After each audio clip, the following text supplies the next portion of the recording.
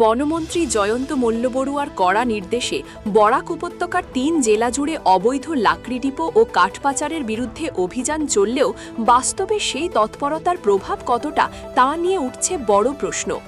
রবিবার গভীর রাতে মালিডহর এলাকায় সংবাদ মাধ্যমের ক্যামেরায় ধরা পড়ে সারি সারি দাঁড়িয়ে থাকা একাধিক কাঠ বোঝাই লরি। অভিযোগ, মেঘালয় থেকে আসা এসব গাড়ির অনেকগুলির কাছেই প্রয়োজনীয় বৈধ নথিপত্র ছিল না। এক লরির চালকও জানান গাড়িতে লাকড়ি বোঝাই রয়েছে। সংবাদ মাধ্যমের হাতে এসেছে একাধিক কাঠবাহী গাড়ির নম্বর সম্বলিত একটি তালিকাও। অভিযোগ, এই কাঠ পাচার চক্রের নেতৃত্বে রয়েছে কালাইন এলাকার কয়েকজন ব্যক্তি। তবে এই অভিযোগের বিষয়ে এখনও বন বিভাগ বা প্রশাসনের পক্ষ থেকে আনুষ্ঠানিকভাবে কোনো প্রতিক্রিয়া পাওয়া যায়নি। প্রশ্ন উঠছে, যদি দিনের পর দিন মালিডহরে প্রকাশ্যেই সারি সারি কাঠবোঝাই লরি দাঁড়িয়ে থাকে, তাহলে বন বিভাগের নজরদারি কোথায়? অবৈধ কাঠ পরিবহনের মাধ্যমে সরকারের রাজস্ব ক্ষতি হলেও কেন কার্যকর ব্যবস্থা নেওয়া হচ্ছে না?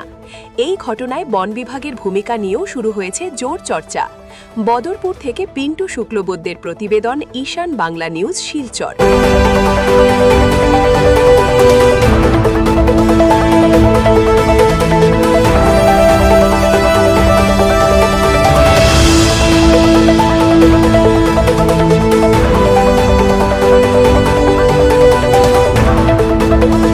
মাল কি মাল? লাকড়ি মাল না? কোথা আনছো? এটা জানি না, এটা ড্রাইভার আমার কইয়া গেছে। ড্রাইভার হয়ে গেছে। কি লোড আছে? লাকড়ি লাকড়ি কত পাওয়া লইছো? কোথা থেকে লোড লইছো? ও অন্তরে মেঘাল তো না। মেঘালয় ন?